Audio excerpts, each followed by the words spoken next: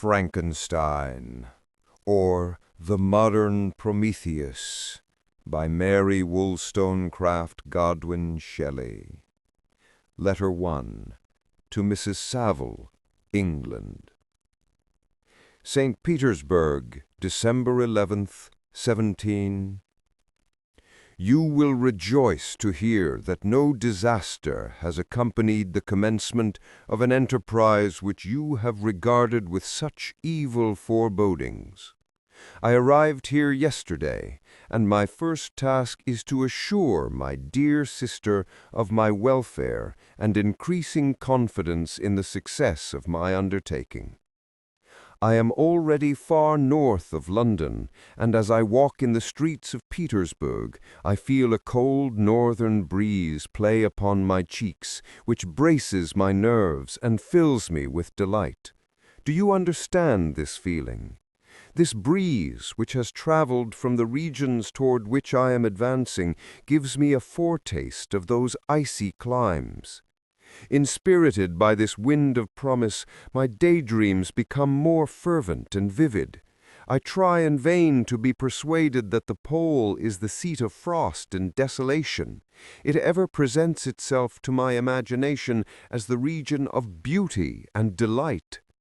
There, Margaret, the sun is forever visible, its broad disk just skirting the horizon and diffusing a perpetual splendor. Therefore, with your leave, my sister, I will put some trust in preceding navigators. There, snow and frost are banished, and sailing over a calm sea, we may be wafted to a land surpassing in wonders and in beauty every region hitherto discovered on the habitable globe. Its productions and features may be without example, as the phenomena of the heavenly bodies undoubtedly are in those undiscovered solitudes. What may not be expected in a country of eternal light? I may there discover the wondrous power which attracts the needle, and may regulate 1,000 celestial observations that require only this voyage to render their seeming eccentricities consistent forever. I shall satiate my ardent curiosity with the sight of a part of the world never before visited, and may tread a land never before imprinted by the foot of man. These are my enticements, and they are sufficient to conquer all fear of danger or death, and to induce me to commence this laborious voyage with the joy a child feels when he embarks in a little boat with his holiday mates on an expedition of discovery up his native river.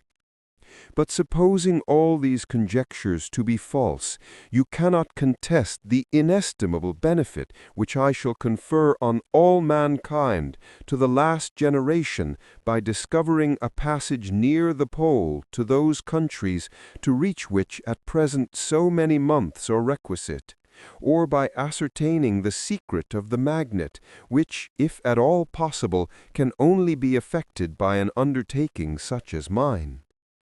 These reflections have dispelled the agitation with which I began my letter, and I feel my heart glow with an enthusiasm which elevates me to heaven. For nothing contributes so much to tranquilize the mind as a steady purpose, a point on which the soul may fix its intellectual eye. This expedition has been the favorite dream of my early years. I have read with ardor the accounts of the various voyages which have been made in the prospect of arriving at the North Pacific Ocean through the seas which surround the pole. You may remember that a history of all the voyages made for purposes of discovery composed the whole of our good Uncle Thomas's library. My education was neglected, yet I was passionately fond of reading.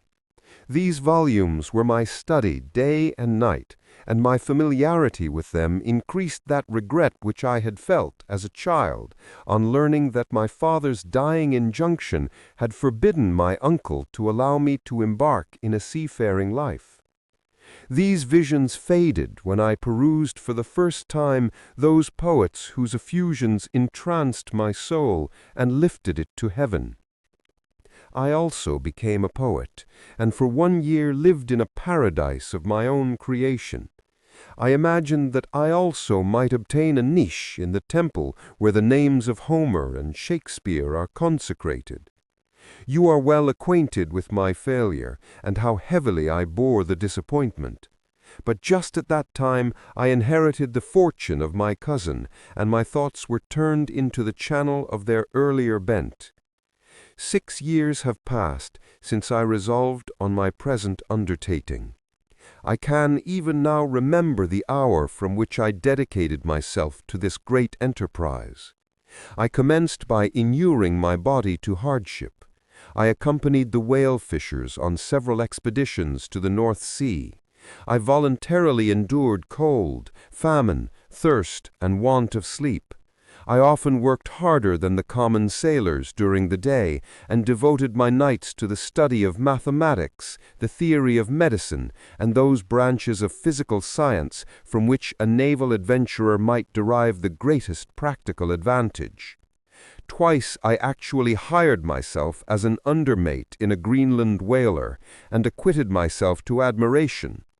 I must own I felt a little proud when my captain offered me the second dignity in the vessel, and entreated me to remain with the greatest earnestness, so valuable did he consider my services. And now, dear Margaret, do I not deserve to accomplish some great purpose? My life might have been passed in ease and luxury, but I preferred glory to every enticement that wealth placed in my path. Oh, that some encouraging voice would answer in the affirmative. My courage and my resolution is firm, but my hopes fluctuate and my spirits are often depressed. I am about to proceed on a long and difficult voyage, the emergencies of which will demand all my fortitude. I am required not only to raise the spirits of others, but sometimes to sustain my own when theirs are failing. This is the most favorable period for traveling in Russia. They fly quickly over the snow in their sledges. The motion is pleasant, and in my opinion far more agreeable than that of an English stagecoach. The cold is not excessive if you are wrapped in furs, a dress which I have already adopted, for there is a great difference between walking the deck and remaining seated motionless for hours, when no exercise prevents the blood from actually freezing in your veins. I have no ambition to lose my life on the post road between St. Petersburg and Archangel. I shall depart for the latter town in a fortnight or 2 weeks, and my intention is to hire a ship there, which can easily be done by paying the insurance for the owner, and to engage as many sailors as I think necessary among those who are accustomed to the whale fishing. I do not intend to sail until the month of June. And when shall I return? Ah, dear sister, how can I answer this question? If I succeed, many, many months, perhaps years, will pass before you and I may meet. If I fail, you will see me again soon, or never. Farewell, my dear, excellent Margaret. Heaven shower down blessings on you, and save me, that I may again and again testify my gratitude for all your love and kindness. Your affectionate brother, R. Walton. Letter 2. To Mrs. Sayville, England. Archangel, 28th March, 17. How slowly the time passes here, encompassed as I am by frost and snow. Yet a second step is taken towards my enterprise. I have hired a vessel, and am occupied in collecting my sailors.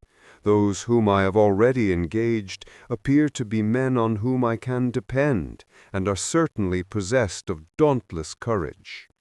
But I have one want which I have never yet been able to satisfy, and the absence of the object of which I now feel as a most severe evil. I have no friend, Margaret. When I am glowing with the enthusiasm of success, there will be none to participate my joy. If I am assailed by disappointment, no one will endeavor to sustain me in dejection. I shall commit my thoughts to paper, it is true, but that is a poor medium for the communication of feeling.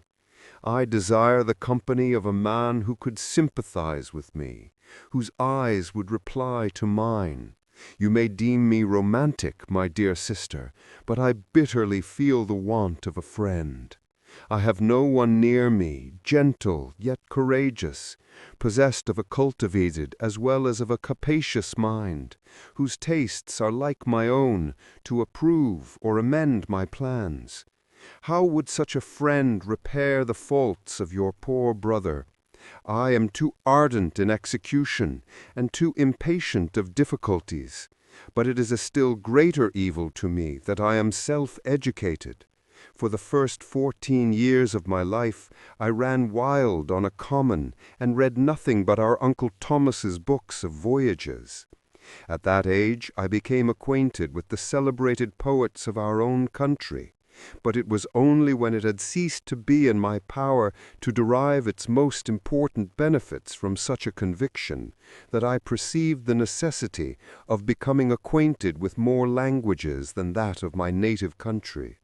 Now I am 28, and I am in reality more illiterate than many schoolboys of 15.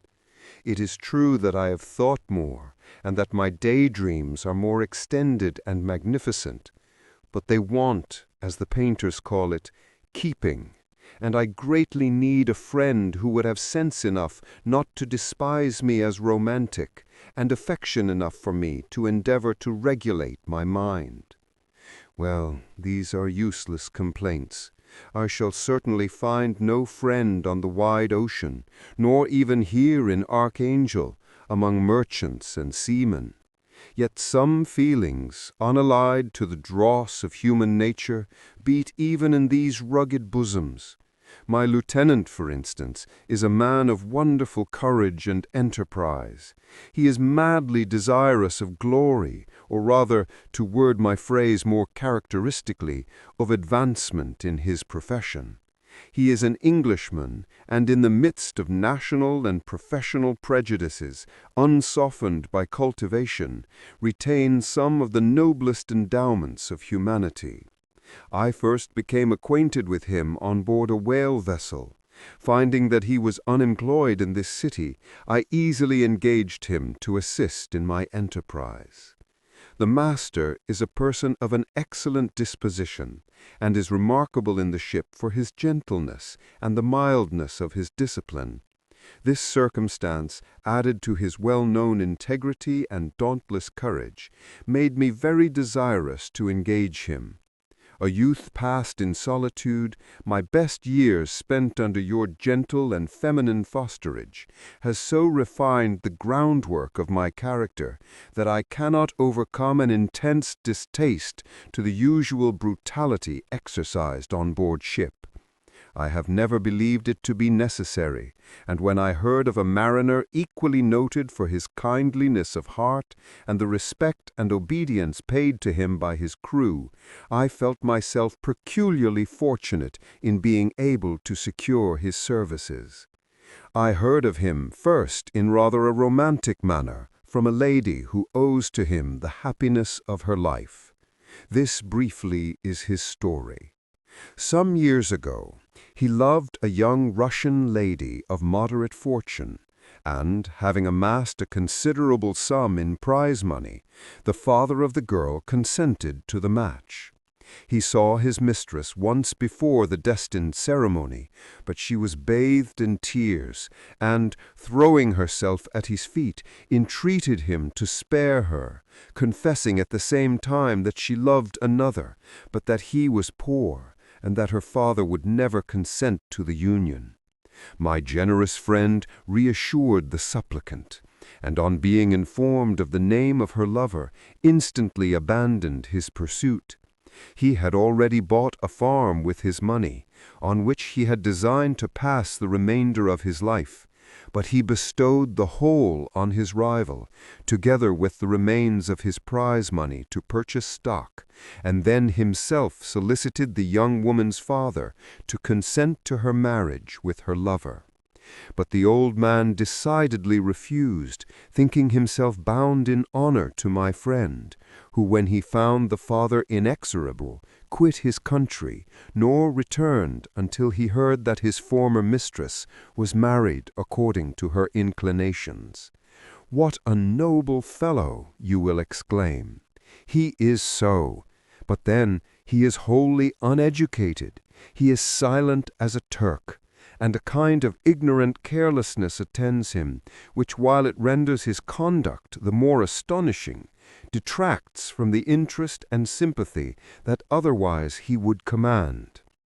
Yet do not suppose because I complain a little, or because I can conceive a consolation for my toils which I may never know, that I am wavering in my resolutions. Those are as fixed as fate, and my voyage is only now delayed until the weather shall permit my embarkation. The winter has been dreadfully severe, but the spring promises well, and it is considered as a remarkably early season, so that perhaps I may sail sooner than I expected. I will do nothing rashly. You know me sufficiently to confide in my prudence and considerateness whenever the safety of others is committed to my care. I cannot describe to you my sensations on the near prospect of my undertaking. It is impossible to communicate to you a conception of the trembling sensation, half pleasurable and half fearful, with which I am preparing to depart. I am going to unexplored regions, to the land of mist and snow, but I shall not kill an albatross, therefore do not be alarmed for my safety. Or if I should come back to you as worn and woeful as the ancient mariner, you will smile at my allusion, but I will disclose a secret. I have often attributed my attachment to, my passionate enthusiasm for the dangerous mysteries of ocean, to that production of the most imaginative of modern poets. There is something at work in my soul which I do not understand. I am practically industrious, painstaking, a workman to execute with perseverance and labor. But besides this, there is a love for the marvelous, a belief in the marvelous, intertwined in all my projects, which hurries me out of the common pathways of men, even to the wild sea and unvisited regions I am about to explore. But to return to dearer considerations, shall I meet you again after having traversed immense seas and returned by the most southern cape of Africa or America? I dare not expect such success, yet I cannot bear to look on the reverse of the picture. Continue for the present to write to me by every opportunity. I may receive your letters on some occasions when I need them most to support my spirits. I love you very tenderly. Remember me with affection, should you never hear from me again. Your affectionate brother, Robert Walton. Letter 3. To Mrs. Seville, England. July 7th, 17. My dear sister, I write a few lines in haste to say that I am safe and well advanced on my voyage. This letter will reach England by a merchantman now on its homeward voyage from Archangel, more fortunate than I, who may not see my native land perhaps for many years. I am, however, in good spirits. My men are bold and apparently firm of purpose, nor do the floating sheets of ice that continually pass us, indicating the dangers of the region towards which we are advancing, appear to dismay them. We have already reached a very high latitude, but it is the height of summer, and although not so warm as in England, the southern gales, which blow us speedily towards those shores which I so ardently desire to attain, breathe a degree of renovating warmth that I had not expected. No incidents have hitherto befallen us that would make a figure in a letter. 1 or 2 stiff gales and the springing of a leak are accidents which experienced navigators scarcely remember to record, and I shall be well content if nothing worse happen to us during our voyage. Adieu, my dear sister. Be assured that for my own sake as well as yours, I will not rashly encounter danger. I will be cool, persevering, and prudent. But success shall crown my endeavors. Wherefore not? Thus far I have gone, tracing a secure way over the pathless seas, the very stars themselves being witnesses and testimonies of my triumph. Why not still proceed over the untamed yet obedient element? What can stop the determined heart and resolved will of man? My swelling heart involuntarily pours itself out thus, but I must finish. Heaven bless my beloved sister. R.W. Letter 4. To Mrs. Saville, England. August 5th, 17... So strange an accident has happened to us that I cannot forbear recording it, although it is very probable that you will see me before these papers can come into your possession. Last Monday, July 31st, we were nearly surrounded by ice, which closed in the ship on all sides, scarcely leaving her the sea-room in which she floated. Our situation was somewhat dangerous, especially as we were compassed round by a very thick fog. We accordingly lay to, hoping that some change would take place in the atmosphere and weather. About 2 o'clock the mist cleared away, and we beheld, stretched out in every direction, vast and irregular plains of ice, which seemed to have no end. Some of my comrades groaned, and my own mind began to grow watchful with anxious thoughts, when a strange sight suddenly attracted our attention and diverted our solicitude from our own situation. We perceived a low carriage, fixed on a sledge and drawn by dogs, pass on towards the north at the distance of half a mile. A being which had the shape of a man, but apparently of gigantic stature, sat in the sledge and guided the dogs. We watched the rapid progress of the traveler with our telescopes until he was lost among the distant inequalities of the ice. This appearance excited our unqualified wonder. We were, as we believed, many 100 miles from any land, but this apparition seemed to denote that it was not in reality so distant as we had supposed. Shut in, however, by ice, it was impossible to follow his track, which we had observed with the greatest attention. About 2 hours after this occurrence, we heard the ground sea, and before night the ice broke and freed our ship. We, however, lay to until the morning, fearing to encounter in the dark those large loose masses which float about after the breaking up of the ice.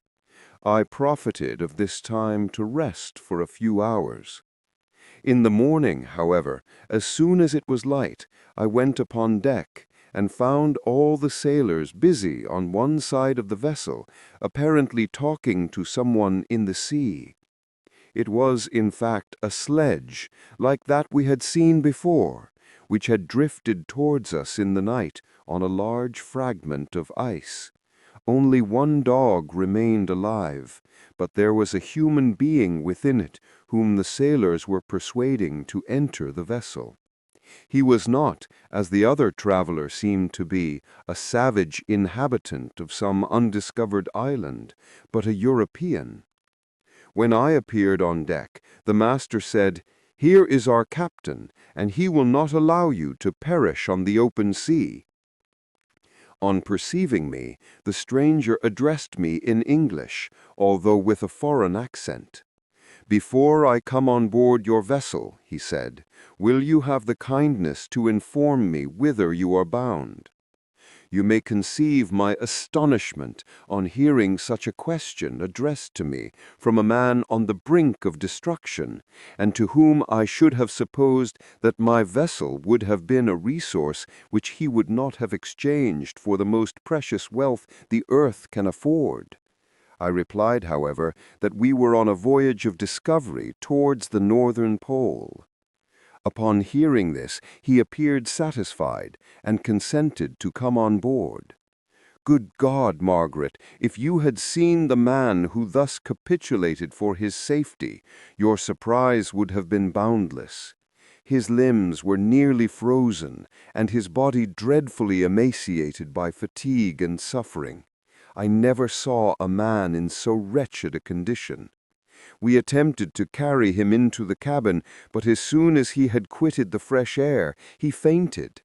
We accordingly brought him back to the deck and restored him to animation by rubbing him with brandy and forcing him to swallow a small quantity. As soon as he showed signs of life, we wrapped him up in blankets and placed him near the chimney of the kitchen stove. By slow degrees he recovered, and ate a little soup, which restored him wonderfully. 2 days passed in this manner before he was able to speak, and I often feared that his sufferings had deprived him of understanding. When he had in some measure recovered, I removed him to my own cabin, and attended on him as much as my duty would permit. I never saw a more interesting creature. His eyes have generally an expression of wildness, and even madness, but there are moments when if anyone performs an act of kindness towards him, or does him the most trifling service, his whole countenance is lighted up as it were with a beam of benevolence and sweetness that I never saw equaled.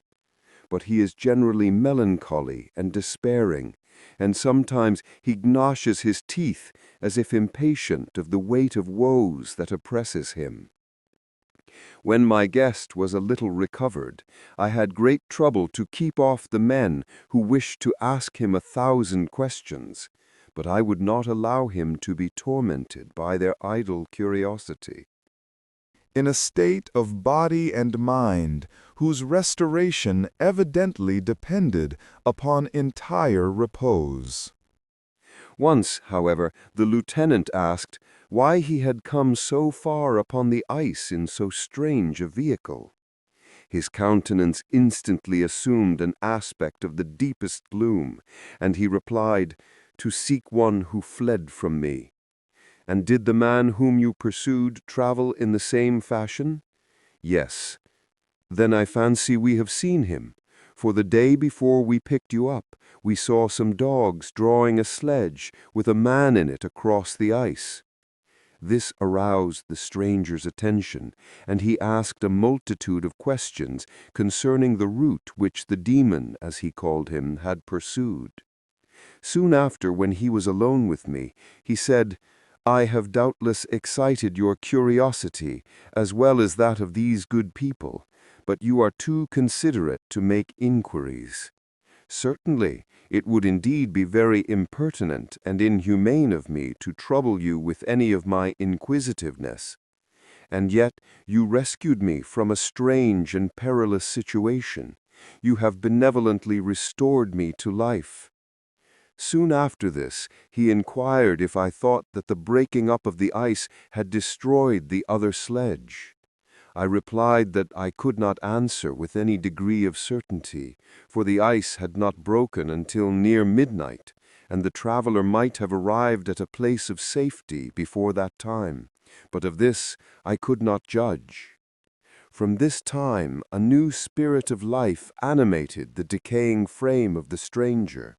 He manifested the greatest eagerness to be upon deck to watch for the sledge which had before appeared, but I have persuaded him to remain in the cabin, for he is far too weak to sustain the rawness of the atmosphere. I have promised that someone should watch for him and give him instant notice if any new object should appear in sight. Such is my journal of what relates to this strange occurrence up to the present day.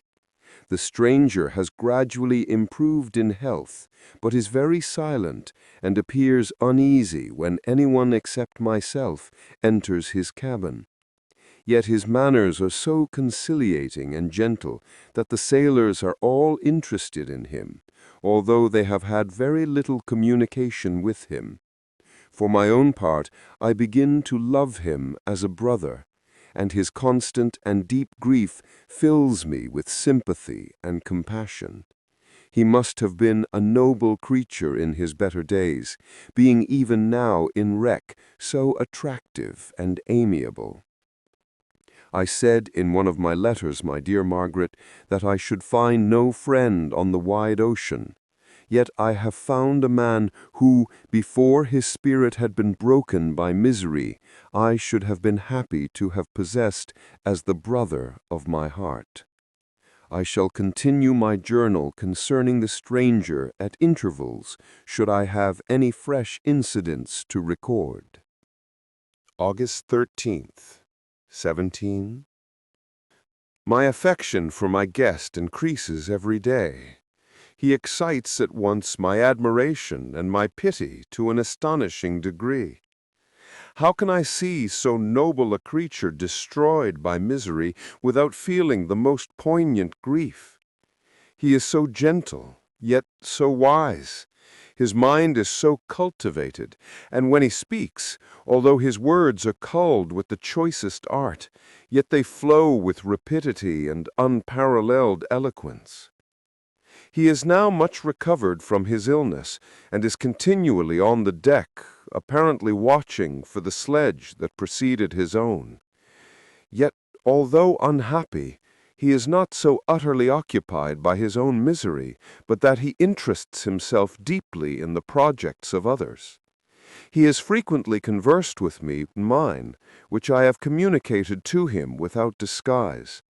He entered attentively into all my arguments in favor of my eventual success, and into every minute detail of the measures I had taken to secure it. I was easily led by the sympathy which he evinced to use the language of my heart, to give utterance to the burning ardor of my soul, and to say, with all the fervor that warmed me, how gladly I would sacrifice my fortune, my existence, my every hope, to the furtherance of my enterprise.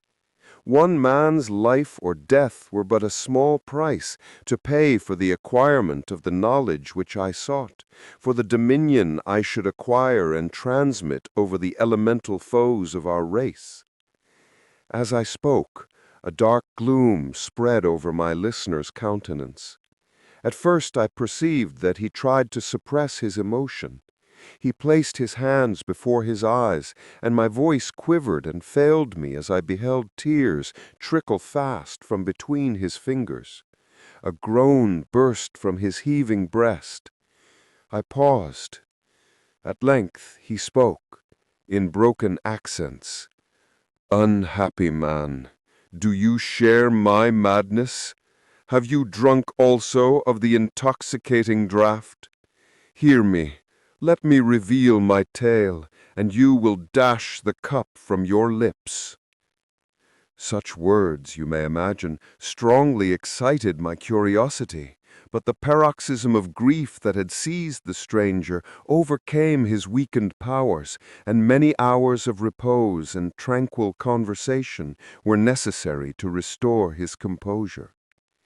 Having conquered the violence of his feelings, he appeared to despise himself for being the slave of passion, and quelling the dark tyranny of despair, he led me again to converse concerning myself personally.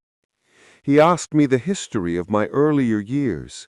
The tale was quickly told, but it awakened various trains of reflection.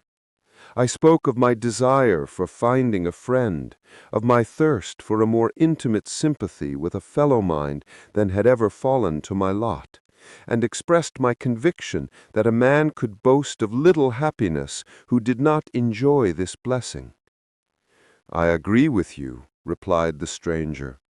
"We are unfashioned creatures, but half made up, If one wiser, better, dearer than ourselves, such a friend ought to be, do not lend his aid to perfectionate our weak and faulty natures. I once had a friend, the most noble of human creatures, and am entitled, therefore, to judge respecting friendship. You have hope, and the world before you, and have no cause for despair. But I have lost everything, and cannot begin life anew.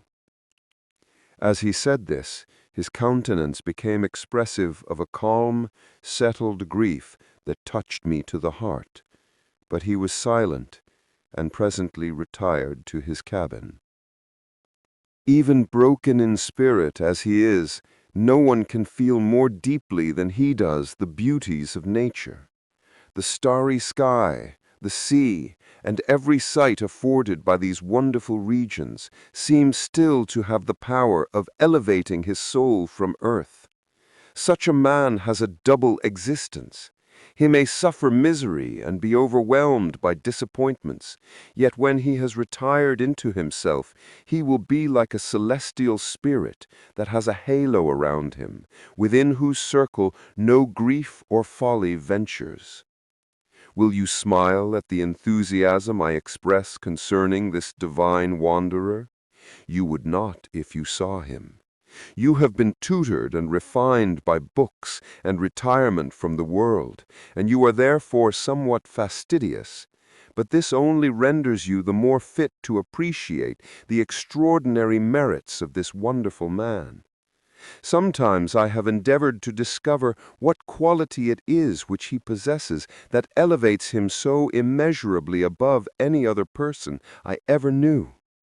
I believe it to be an intuitive discernment, a quick but never-failing power of judgment, a penetration into the causes of things unequaled for clarity and precision.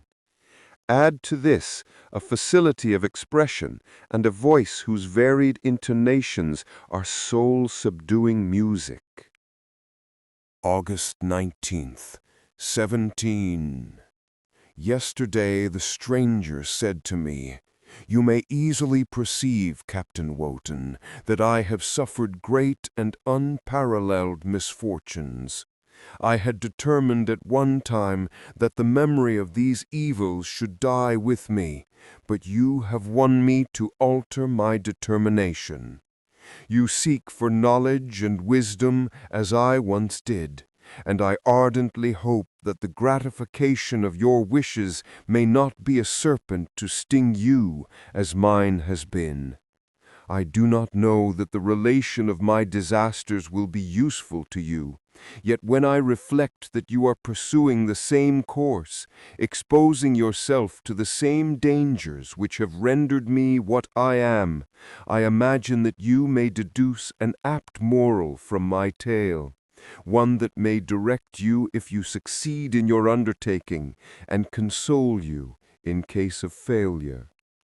Prepare to hear of occurrences which are usually deemed marvelous.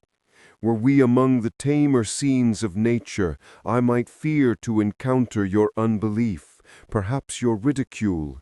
But many things will appear possible in these wild and mysterious regions which would provoke the laughter of those unacquainted with the ever-varied powers of nature.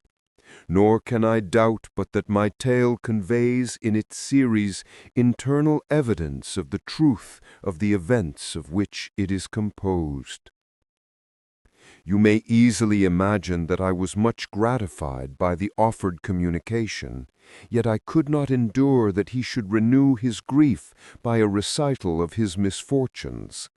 I felt the greatest eagerness to hear the promised narrative, partly from curiosity, and partly from a strong desire to ameliorate his fate if it were in my power.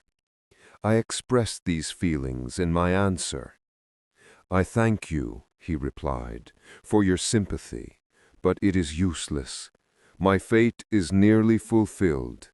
I wait but for one event, and then I shall repose in peace."